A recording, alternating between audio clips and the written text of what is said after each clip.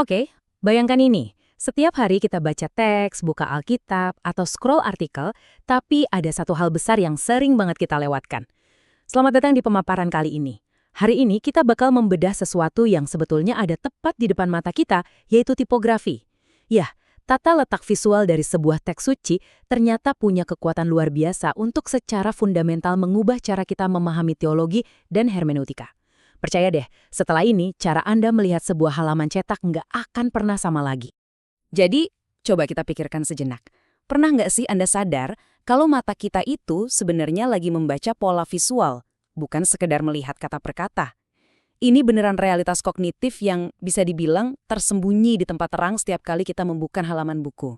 Nah, di pemaparan ini kita punya 5 poin utama. Kita mulai dari mengapa tipografi penting, lalu anatomi dan sejarah halaman, kekuatan layout antara prosa dan puisi, implikasi bentuk terhadap makna, dan terakhir, implementasi di era modern. Singkat, padat, dan pastinya seru.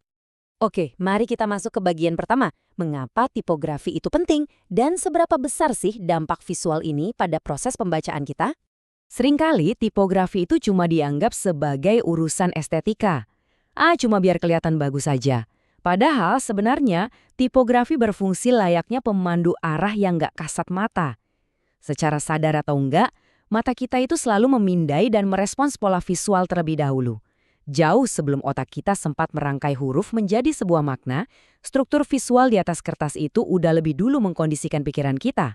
Ibaratnya, mata kita sudah membaca sebelum otak kita benar-benar membaca maknanya. Dari situlah kita bisa melihat setidaknya ada 5 alasan krusial kenapa tipografi ini penting banget. Pertama, dia ngebentuk cara kita membaca. Kedua, ini otomatis mempengaruhi interpretasi kita terhadap teks. Ketiga, tipografi ngebantu kita ngelihat struktur asli dari literatur tersebut. Keempat, dia secara aktif mengarahkan kemana fokus teologis kita harus tertuju. Dan yang kelima, ngebantu banget soal pemahaman dan daya ingat kita. Jadi intinya jelas banget ya, bentuk dari suatu teks secara langsung menentukan pengalaman membaca kita. Lanjut ke bagian kedua nih, anatomi dan sejarah halaman. Gimana sih ceritanya teks kuno bisa berubah jadi halaman modern yang kita kenal sekarang? Coba diingat-ingat anatomi halaman Alkitab modern yang biasa kita pegang. Ada elemen-elemen yang rasanya udah dari sananya begitu kan? Ada judul perikop, nomor ayat, blok teks utama, penataan paragraf atau indentasi, sampai catatan kaki dan referensi. Kita hampir nggak pernah mempertanyakan kehadirannya. Tapi ini bukan sekedar desain kebetulan loh.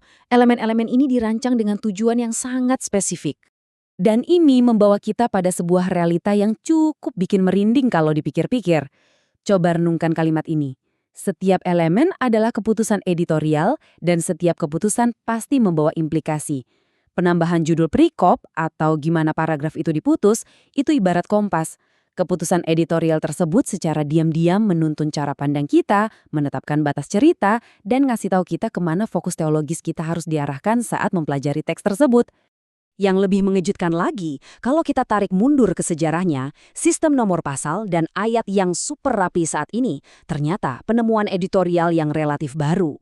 Di masa kuno, manuskrip asli itu ditulis tanpa ada ayat, tanpa pasal. Teksnya mengalir aja gitu jadi satu kesatuan yang utuh. Baru deh pada abad ke-13, seorang bernama Stephen Langton mulai membagi teks jadi pasal-pasal. Terus lompat ke tahun 1551, Robert Estienne membaginya lebih detail lagi jadi ayat-ayat, khusus untuk perjanjian baru saat itu. Proses panjang inilah yang akhirnya ngebentuk standar modern yang kita pakai sampai detik ini. Sekarang kita masuk ke bagian ketiga.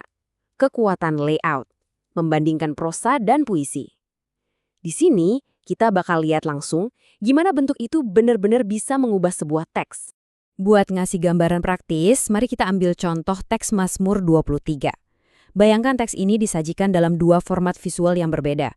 Kalau dibentuk seperti prosa, yaitu cuma sebuah blok teks paragraf yang padat, rasanya kurang pas dan cenderung datar. Tapi coba bayangkan, teks yang persis sama diatur ulang menjadi bentuk puisi dengan bait-bait yang terstruktur dengan rapi, itu baru bentuk yang tepat. Saat dibaca, format yang terstruktur rapi tadi terasa jauh lebih mengalir dan hidup kan? Kenapa layout puisi ini jauh lebih superior? Karena pengaturan baris visual atau poetic lineation ini secara langsung menonjolkan paralelisme, memperlihatkan ritmenya, dan menangkap struktur sastra aslinya. Layout seperti ini seolah-olah ngasih ruang buat teksnya untuk bernafas. Jadi, keindahan serta penekanan makna aslinya itu nggak hilang atau tenggelam di dalam blok paragraf yang kaku tadi. Nah, kita bergeser ke bagian keempat, implikasi bentuk terhadap makna.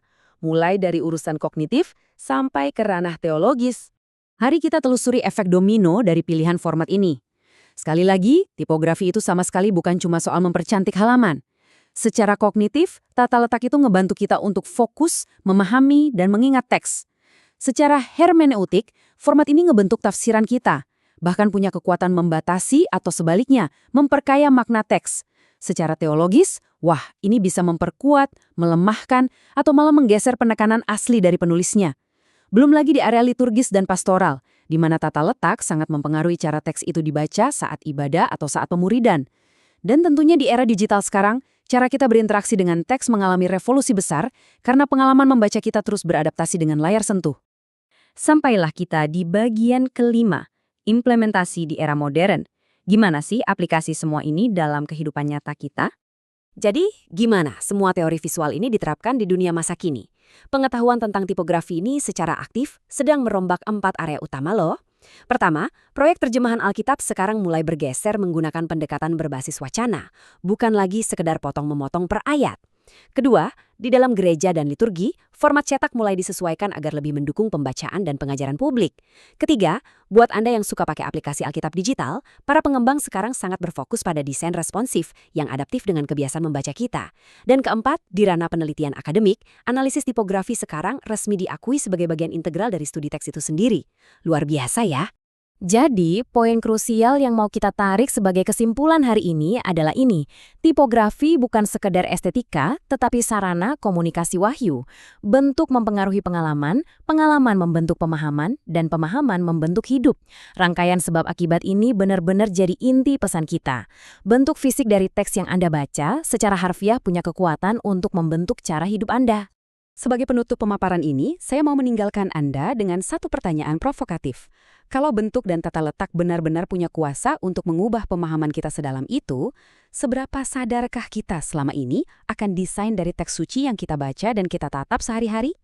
Coba deh, mulai besok setiap kali Anda buka buku dan mulai membaca, perhatikan halaman itu baik-baik. Saya jamin Anda bakal menemukan sebuah dimensi baru yang selama ini tersembunyi tepat di depan mata Anda. Terima kasih sudah menyimak dan selamat membaca dengan perspektif yang benar-benar baru.